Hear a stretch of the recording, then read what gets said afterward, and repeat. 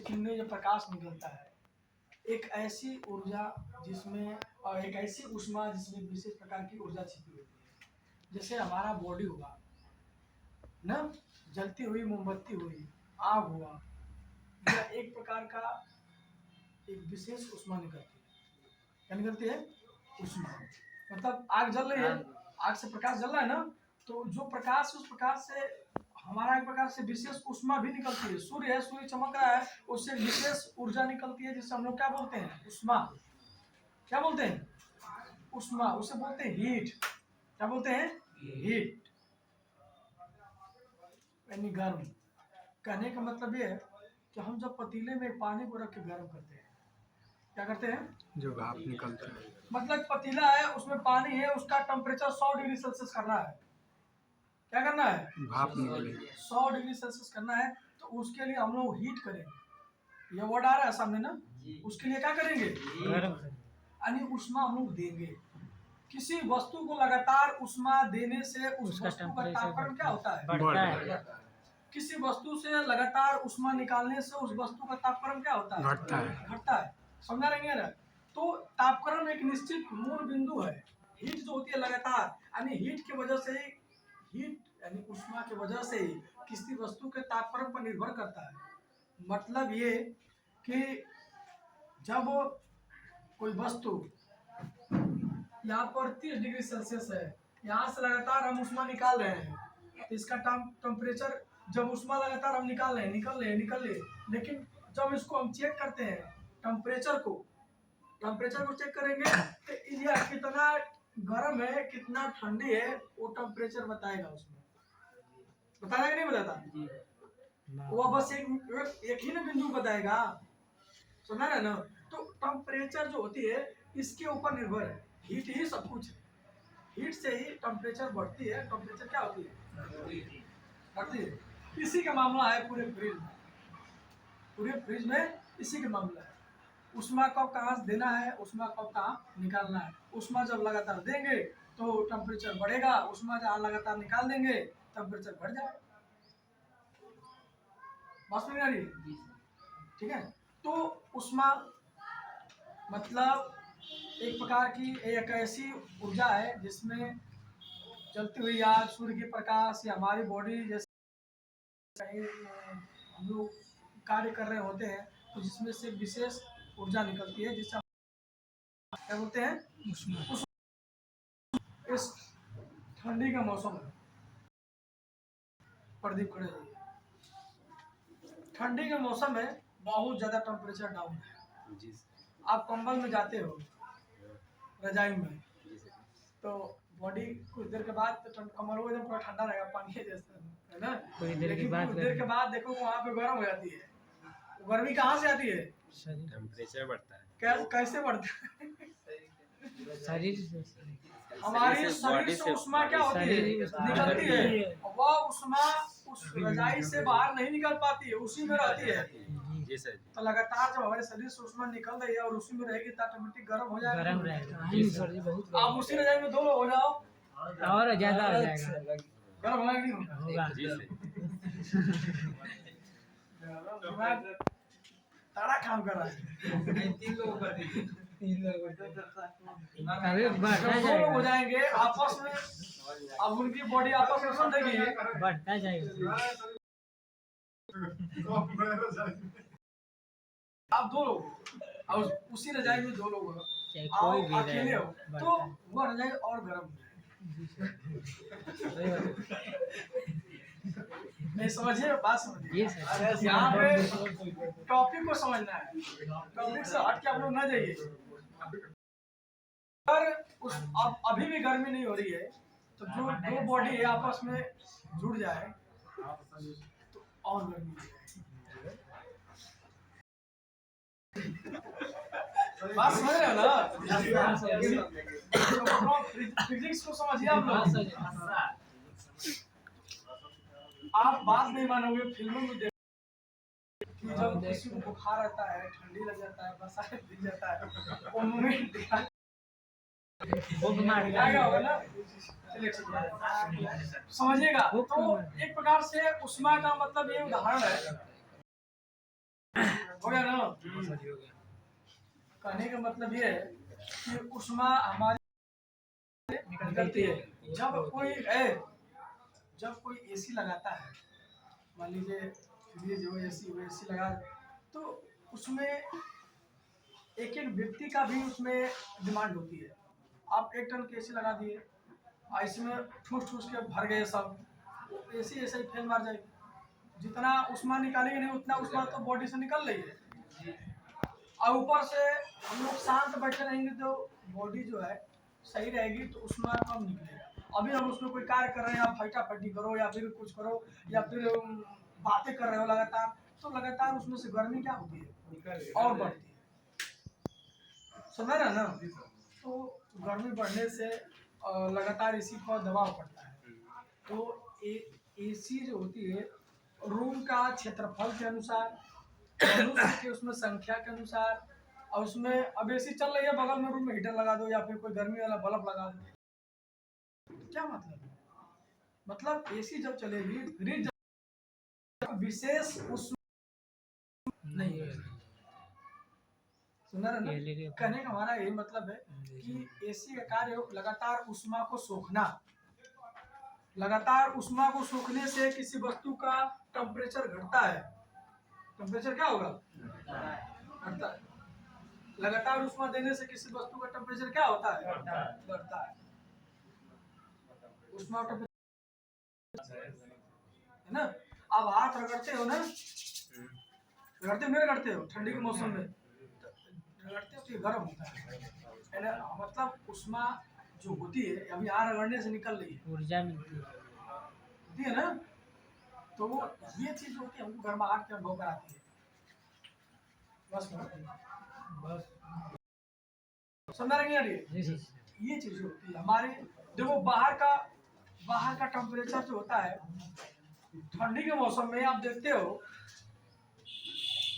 नल का पानी ऑटोमेटिक गर्म हो जाता है। जी सर, लेकिन वही अगर टंकी में रखे रहेंगे तो नहीं होता है। नहीं होता। टंकी का पानी रख दो तो बर्फ बन जाएगा, अंदर रखे हो ना। जी सर। लेकिन नल का पानी वही निकलता है तो क्या होता है? पूरा एकदम ग्राउंड का भी गर्म हाँ? गर्म है।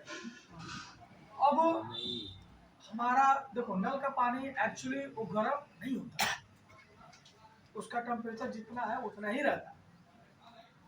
बाहर का वायुमंडल का टेम्परेचर क्या हुआ है? एकदम ठंडा हो गया।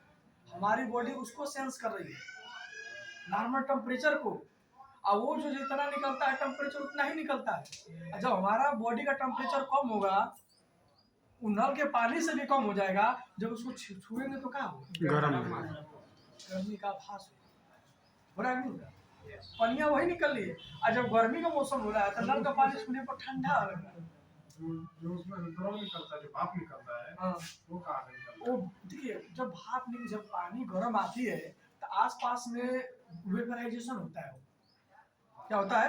वेपराइजेशन। जब पानी नल से निकलती है गर्मी ना, तो नॉर्मल ठंडी जब ठंडा है तो उसमें से उष्मा सूख रही है, आसपास से वस्तु वो पानी को ठंडा कर रही है। जो पानी गर्म निकल रही क्या हो रही है? ठंडा हो रही है, वेपराइजेशन हो रहा है, उष्मा वहां से क्या हो रही है? निकल रही है। नहीं समझ आएगा? ठीक है। हम ठंडी के मौसम में फूंकते हैं तो निकलता है धुआं टाइप का। सांस भी छोड़ते हैं तब भी। हाँ, बाहर आने के बाद वो उष्मा जो होती है जब निकलती है तो फ्रिज से बोतल निकालते हैं, हाँ। बोतल को भी रखते हैं, अगर बर्फ जमा रहेगा तो चारों तरफ उसके पानी होती है। जैसे गिलास है, इस गिलास के अंदर बर्फ टुकड़ा लगा दो, बर्फ पे क्या कर दो? टुकड़ा रख दो। अब सोचो बर्फ ऊपर पानी कहाँ से चुने लगता है? वही तरह बाहरी हवा वो वेपराइजेशन क्रिया होती है। वो बाहरी हवा में नमी होती है। हवा में क्या है? नमी। वो नमी इसके जब इस पे टकराती है तो बर्फ, अब देखो इसमें रीजन क्या है? बर्फ बाहरी हवा को अपने उष्मा को सोखता है। बर्फ क्या करता है? उष्मा को जो अब हम बताएं कि जहाँ पर उष्मा सोखी जाएगी वहां पर ठंडा होता है। तो ये जब इसकी परत जो होती है ना, ये ठंडा होती है, जो उष्मा सोख रहा है और जो नमी है वो नमी इस पर क्या होती है? चिपकती है। क्या होती है? चिपकती है। जब चिपकती है तो पहले वो छोटे छोटे बर्फ टाइप के परत चढ़ती है, तो वो जो हम लोगों का वायुमंडल का टेम्परेचर है वो गर्म होने की वजह से फिर सोखती है, फिर गर्म होती है तो वो पानी के रूप में पिघलने लगती है। वही सर सोचते हैं कि पहले जब सोचते थे कि पेप्सिया देते हैं तो पनिया जब बढ़ जाता है पेप्सिया काहे नहीं कम होता है। पहले सोचते थे हम भी। पेप्सी के अंदर टेम्परेचर कम है और बाहर का टेम्परेचर ज़्यादा है, तो पेप्सी जब उसमें सूखेगी तभी तो पेप्सी गर्म होगी। नहीं सर, जिसे कहने का मतलब पिलाते थे एक चीज और समझिएगा यहाँ पे, जैसे मान लीजिए फ्रिज का असली मकसद यहाँ पे समझिएगा। सर, समझ आ गया है लेकिन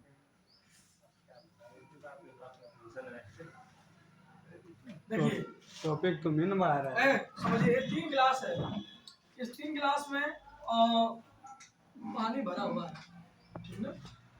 मान लीजिए ये हम लोगों का टेम्परेचर 100 डिग्री सेल्सियस का है और ये 20 डिग्री सेल्सियस का है, ठीक है ना।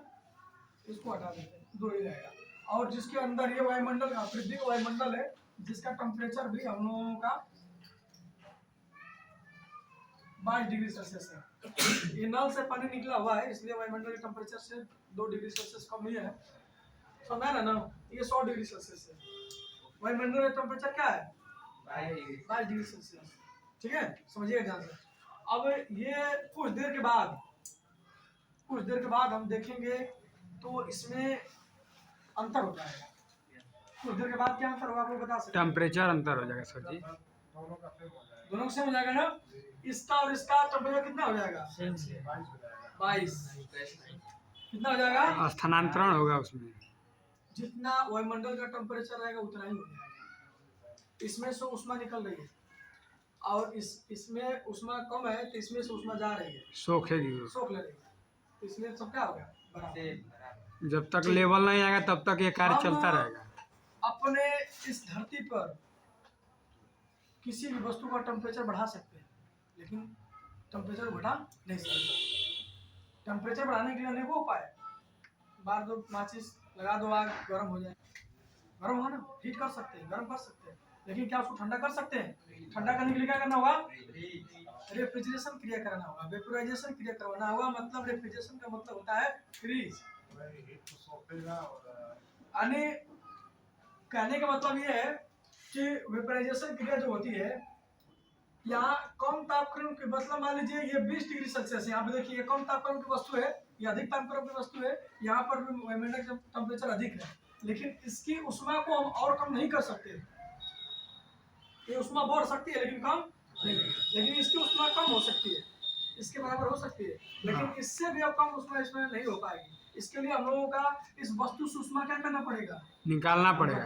तो फ्रीज का वही कार्य है, कम तापक्रम की वस्तु से ऊष्मा को निकालकर अधिक तापक्रम की ओर वस्तु को ऊष्मा स्थानांतर करने की क्रिया को हम लोग रेफ्रिजरेशन कहते हैं, जिसे फ्रीज के नाम से जाना जाता है। यानी इस और भी इसका टेम्परेचर को कम करके ऊष्मा को बाहर निकाल दें, समझ रहे ना।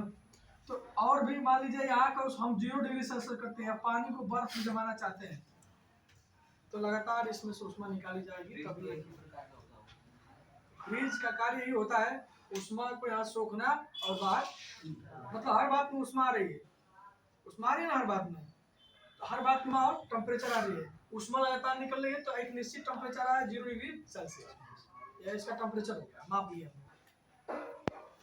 एक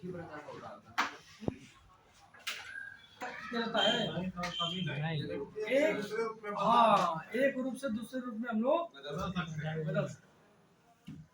ये ऊर्जा का ही देन है जो हमें बहुत कुछ दे रही है ना। यांत्रिक ऊर्जा को विद्युत ऊर्जा में बदलना, ध्वनि ऊर्जा को विद्युत ऊर्जा में बदलना, रासायनिक ऊर्जा को विद्युत ऊर्जा में बदलना, सौर ऊर्जा को भी विद्युत ऊर्जा में बदलना, ये सब कार्य हो रहा है नहीं हो रहा है?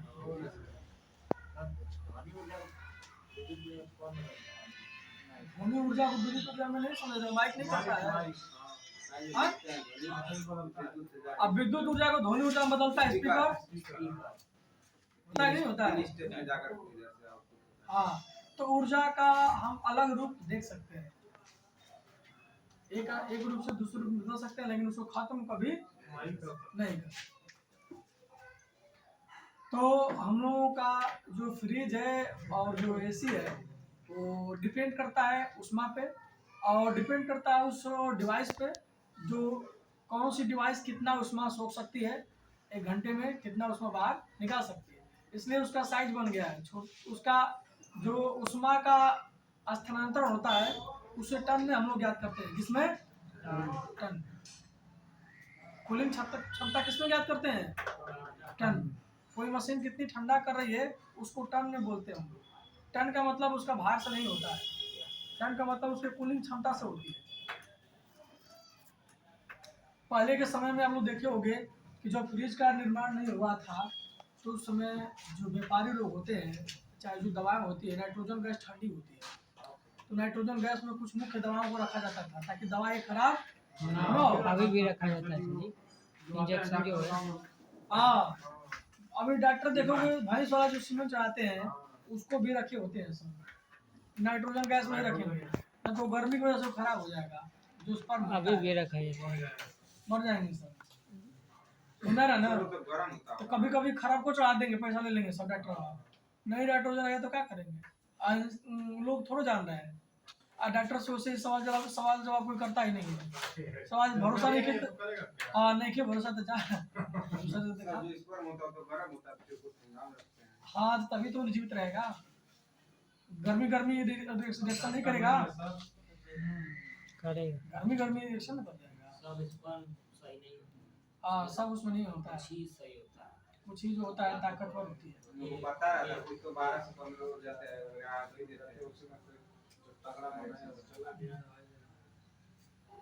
तो समझ रहे हो ना बाबू राहुल, समझ रहे हो ना, दिक्कत ना है। अभी डॉक्टर तो घर में बैठे हैं।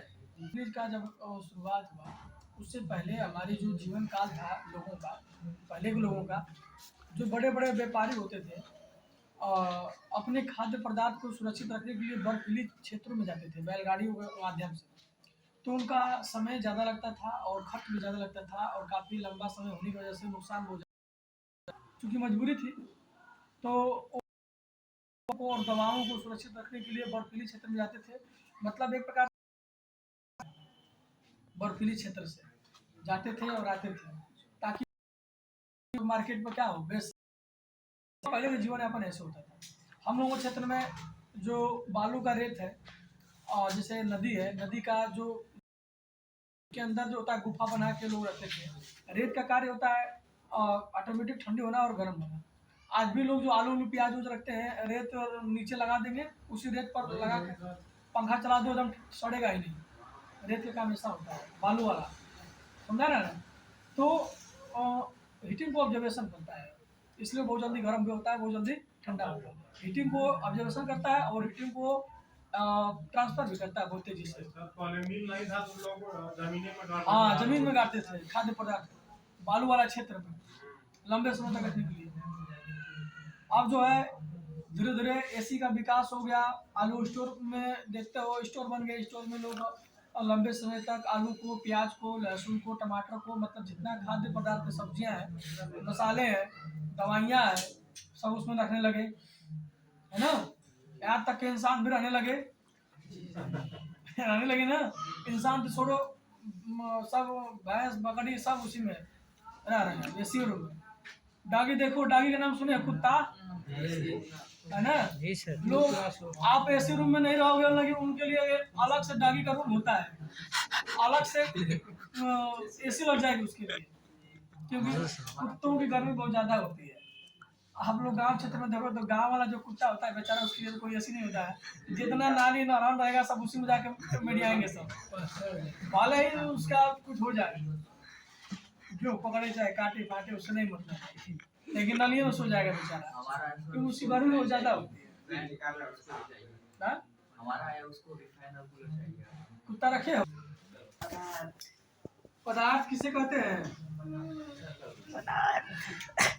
ये थोड़ा फिजिक्स मतलब समझना होगा। पदार्थ कितनी अवस्था होती है? द्रव ठोस द्रव गैस। हमारे देखो पदार्थ का मतलब होता है हमारे आसपास जो भी वस्तु हमारे आँख से दिखाई देगी वो क्या होगा? पदार्थ। आप किसी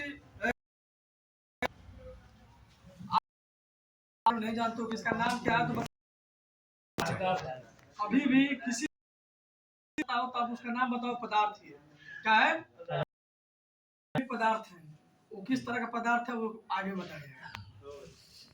हमारे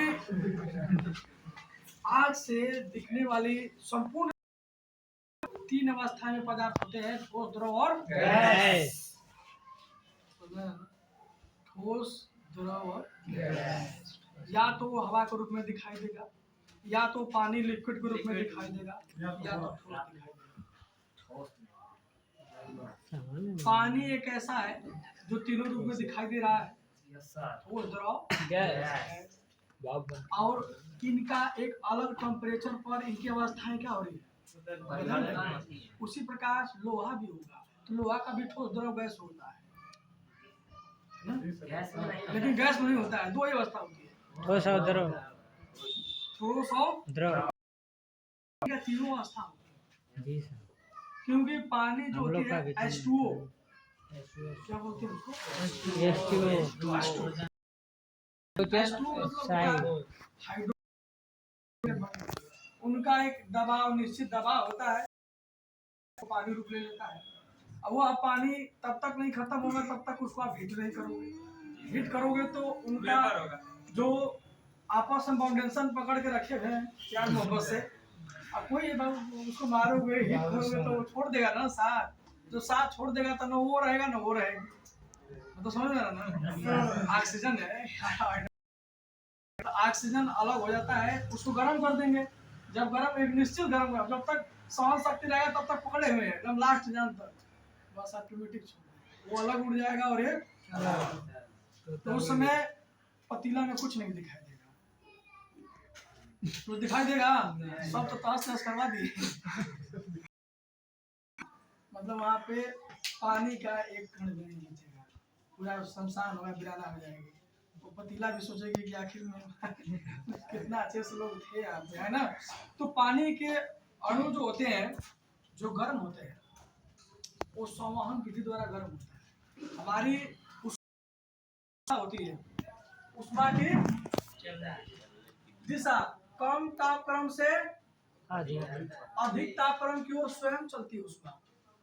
अब देखिए ऊष्मा की चलने की दिशा में समझिए, ऊष्मा कम तापक्रम से अधिक तापक्रम की ओर क्या होती है, स्वयं चलती है। मान लीजिए हमारा एक क्षेत्र गर्म है और ये क्षेत्र का है ठंडा, तो ऊष्मा कम तापक्रम से क्या होगी, अधिक तापक्रम से कम तापक्रम की ओर, अधिक तापक्रम से कम तापक्रम से अधिक तापक्रम की ओर नहीं जाएगी, थोड़ा डिस्टर्बेंस हो गया। क्योंकि कम तापक्रम से अधिक तापक्रम तो फ्रीज वाला काम हो गया, इसे रेफ्रिजरेशन बोलते हैं। क्या बोलते हैं? कम तापक्रम से अधिक तापक्रम की ओर जो जाती है उसे रेफ्रिजरेशन बोलते हैं, बल्कि अपने से नहीं जाती, उसको ले जाया जाता है। लेकिन अधिक से क्या हुई है, अधिक से ऊष्मा, जैसे मान लीजिए इधर का टेम्परेचर गर्म है, इधर का टेम्परेचर लो है, इधर की गर्मी इधर की ओर आ जाएगी, दोनों को मेंटेन कर देंगे। चाय नहीं पियेंगे 10 मिनट तक तो ठंडा हो जाएगा चाय, गर्मी कहाँ उड़ चली गई, मंत्र हो गई, समझ रहे ना? उष्मा छू मंत्र हो जाए, हमको पता भी नहीं चल रहा है, समझ रहे हो ना? तो यही है, उष्मा की चलने की दिशा होती है कम तापक्रम से अधिक तापक्रम। तो हमारा जो उष्मा की चलने की दिशा है वो 3 प्रकार से होती है, संवहन, संचरण और विकिरण। नाम सुने आप लोग? संवहन, संचरण और विकिरण। संवहन और संचरण को, संवहन और संचरण से उष्मा का जो स्थानांतरण होता है उसके लिए किसी माध्यम की, विकिरण विधि के लिए कोई माध्यम की जरूरत, हवा एक माध्यम है, पानी एक माध्यम है, लोहे का छड़ हम गर्म कर रहे हैं तो उसमें कण जुड़े हुए हैं, एक सिरा गर्म करें दूसरा सिरा क्या हो रहा है, ऑटोमेटिक गर्म हो जा रहा है, वो संचरण विधि का कार्य होता है। पानी नीचे हम गर्म कर रहे हैं तो नीचे वाला गर्म हो रहा है, ऊपर का पानी ठंडा हो रहा है, कुछ देर के बाद धीरे धीरे क्या हो जा रहा है, सब गर्म है। लेकिन विकिरण विधि एक ऐसी होती है जो उसके माध्यम की जरूरत नहीं पड़ती है, यानी सूर्य की जो प्रकाश होती है हमारे पृथ्वी पर जो आती है, हाँ, जो उष्मा आती है ना, सूर्य की उष्मा हमारे पृथ्वी तक कैसे पहुंचती है, विकिरण से। क्या हम लोहे का छड़ वहां लगा देंगे, हवा है ये नहीं है, पानी है ये नहीं है तो उसमें आएगी कैसे यहाँ पे? तो संवहन और विकिरण से संभव नहीं है कि हमारे प्रकाश जो सूर्य की जो ऊष्मा है वो पृथ्वी तक क्या हो आ जाए। वो किसकी वजह से संभव है? विकिरण विधि से। यानी विकिरण विधि से ऊष्मा जो होती है आती है हमारे फ्रिज का जो कंडेंसर होता है, जो गर्मी होती है वो स्थानांतरण होती है ऑटोमेटिक। कैसे? संवहन, संचरण और विकिरण, तीनों विधि लगता है, इसलिए वो गर्मी जो होती है फ्रिज की गर्मी ऑटोमेटिक स्थानांतरण हो जा रही है। अब वहां से भी कोई खींच के निकाल रहा है नहीं ना, ऑटोमेटिक क्या हो रही है? बाहर निकल जाए। तो ऑटोमेटिक बाहर निकलती है तो कैसे निकलती है? संवहन, संचरण और विकिरण, वह क्रिया होने की वजह से ऊष्मा वहां से निकल जाएगी। तो ऊष्मा की सब चलने की विधियां है। ऊष्मा 3 विधि द्वारा चलता है, अधिक से कम की तरफ चलेगा लेकिन 3 विधि द्वारा, उसका अलग अलग क्षेत्र है। यहाँ के चाय का पानी, जो चाय गर्म चाय उसको रख रहे हैं तो तीनों विधि के माध्यम से वो ठंडा हो रहा है। पानी को गर्म कर रहे हैं वो संवहन विधि के द्वारा ठंडा हो रहा है। हाँ गर्म हो रहा है। पानी जो है संवहन विधि के द्वारा क्या हो रहा है? गर्म हो रहा है।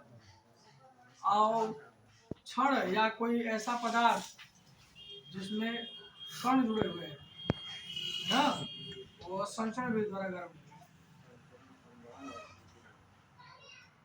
समझ गए नहीं समझ गए? चलिए बस आज के लिए